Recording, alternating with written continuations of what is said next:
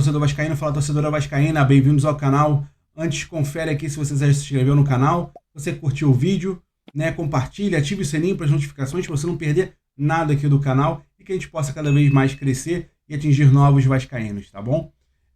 Hoje o assunto é bem delicado, é um assunto Pablo Verratti, né? O Pablo Verratti, ele é o centroavante do Brasil, ele é o nosso artilheiro, né? Então a gente precisa falar do Pablo Verratti um pouquinho aqui, apesar de terem manchetes e notícias, né, que a gente vê que nem mencionam o Verratti, né? Teve uma manchete aí que mencionaram o vice-artilheiro do Brasil, mencionaram o suposto terceiro, mas o Verratti nem mencionaram porque é do Vasco, né? Aparentemente é por conta disso, porque não tem sentido você não mencionar o artilheiro do Brasil, né, numa matéria que fala sobre artilheiros. Soa um pouco estranho essa notícia. Mas enfim, vamos deixar isso um pouco de lado. O Verratti, ele é o centroavante do Vasco, ele é o melhor 9 que o Vasco tem, né? Também substituto do Verratti seria o GB, né? Então a gente não tem também muitas opções para a camisa 9, né? Mas a gente precisa entender, e também o Fernando Diniz precisa entender algumas coisas. O Verratti, ele é um jogador já com 36 anos, é um jogador que entrega muito para a idade dele, é um jogador que se entrega muito em campo, né? Então a gente sempre vê o Verratti extenuado em campo, né? Ele muito cansado, ele vai até o final, ele se entrega, e talvez esse seja um dos piores erros que o Vasco da Gama está cometendo com o Verratti. Por quê? Pela sua idade, pela sua entrega, o Verratti talvez tenha que fazer o controle de carga. Talvez o Verratti não possa ficar jogando 90 minutos todos os jogos, porque isso pode afetar justamente no seu desempenho. O Verratti, se vocês forem ver as últimas partidas do Verratti, ele conseguiu fazer um gol de pênalti, mas ele é um jogador que não vem tendo o mesmo sucesso que ele vinha tendo antes, né? E isso se dá por diversos fatores. Eu acho que um desses fatores é uma questão de controle de carga, é uma questão de metodologia de jogo, né? O Verratti, o time do Vasco não é mais um time que só lançava a bola para o lateral Lucas Piton para ele cruzar na área e acertar o Verratti. Hoje, o Vasco é um time que tem Felipe Coutinho, é um time que tem Nuno Moreira, é um time que tem Tietê. Então é um time que tem uma qualidade técnica um pouco melhor do que aquele time que a gente viu o Verratti sempre recebendo a bola na área. Talvez o Fernando Diniz não esteja compreendendo isso. A gente também observa que os nossos adversários, principalmente os 3 que nós vamos enfrentar nas próximas rodadas, né, Flamengo, Palmeiras e Cruzeiro, eles têm times móveis, são times muito rápidos, são times que, apesar de terem centroavante, eles são jogadores muito rápidos, né? E o Verratti não é esse jogador. O Verratti não é um jogador que vai te entregar uma troca de passes com o Felipe Coutinho. É um jogador que muitas vezes, quando o Vasco pega a bola em contra-ataque, ele erra um passe de 2,5 metros, ele erra um passe de 3 metros, ele erra um passe de 4 metros. E isso é muito prejudicial para o time. Por quê? O Vasco perde o efeito surpresa, que é o contra-ataque. O Verratti não consegue entregar isso. Isso não é uma questão do Verratti ser ruim, é uma questão que as características dele são outras. Então o Verratti é um cara que vai te entregar posicionamento dentro da área, ele vai te entregar deslocamento de zagueiros dentro da área, ele vai ser um jogador que dentro da área ele vai puxar uma marcação, ele é um jogador que vai conseguir se posicionar e fazer o cabeceio, que é uma especialidade do que o Verratti tem. Ele é esse jogador. Então o Diniz, ele precisa entender que nem todo jogo será dessa forma. Nem todo jogo solicitará esse tipo de jogador. Às vezes você precisa ter uma equipe mais móvel. O jogo contra o Santos foi um exemplo muito forte disso. O Santos, ele veio de peito aberto. Se o Vasco tivesse o Verratti em campo, talvez o Vasco não conseguiria fazer o placar extenso que fez, porque o Verratti não ia conseguir fazer a troca de passes que o Vasco fez.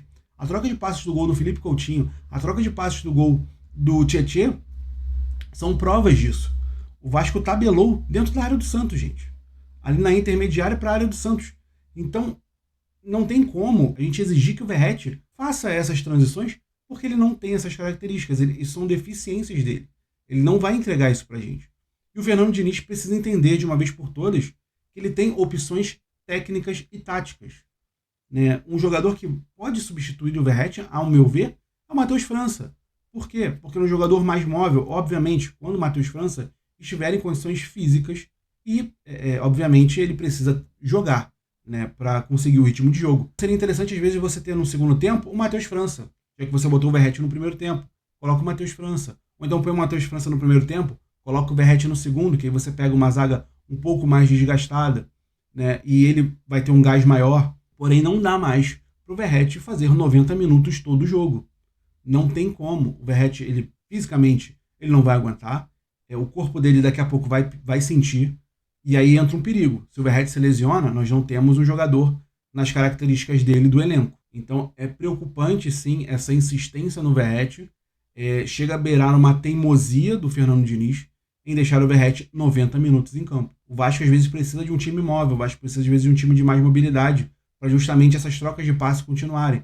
A gente viu, por exemplo, contra a equipe do Botafogo, o Vasco ele conseguiu chegar no ataque do Botafogo, principalmente no primeiro jogo, quando houve uma troca de passes entre os jogadores. Né? Quando há troca de passes, o Vasco ele consegue ser um time mais eficaz e chegar mais dentro da área do time adversário.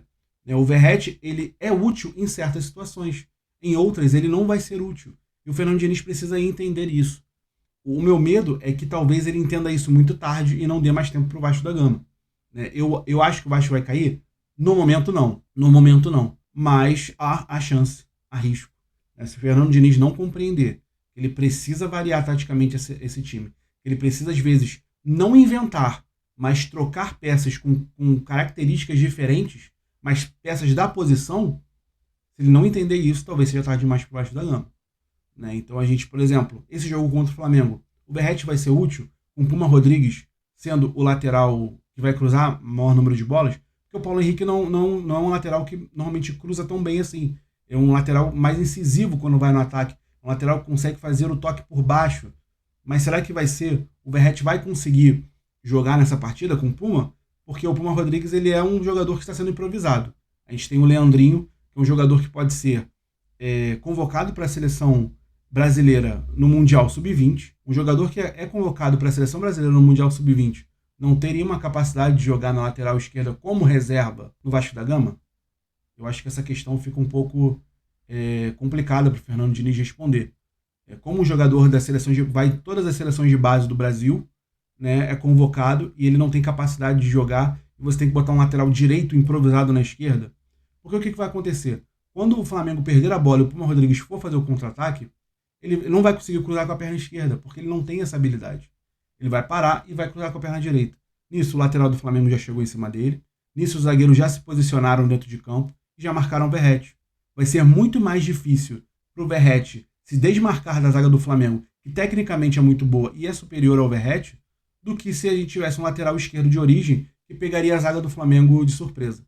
Então eu acho que o Fernando Diniz ele precisa entender que nem todo jogo o Verratti tem que jogar e nem todo jogo o Verratti tem que estar 90 minutos em campo. Ele precisa treinar a variação da equipe, ele precisa treinar características diferentes da equipe. O Matheus França é um exemplo disso. Ele pode jogar de falso 9. O Nuno já demonstrou que pode jogar de falso 9.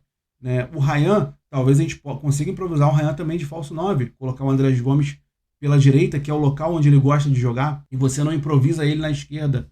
Novamente, como ele já falou que prefere jogar pela direita. Mas isso são desafios para o Fernando Diniz. É ele que ganha o salário que ganha no Vasco da Gama e ele que precisa entregar isso e perceber essas questões que o torcedor até mesmo questiona e talvez largar um pouco da teimosia e de fato, ter as suas convicções como tinha no dinizismo e abandonar a teimosia de que não vai mudar e que é isso até o fim, tá bom? Diz aí pra mim, torcedor vascaíno, o que você acha, se o Verratti tem que jogar sim 90 minutos, ele tem que jogar todas as partidas, ou se não, realmente o Fernando Diniz tem que buscar aí uma variação técnica e tática para essa equipe do Vasco da Gama pra gente conseguir ter algum sucesso nessa temporada. Tá bom? Eu vou ficando por aqui, um forte abraço, sempre Vasco.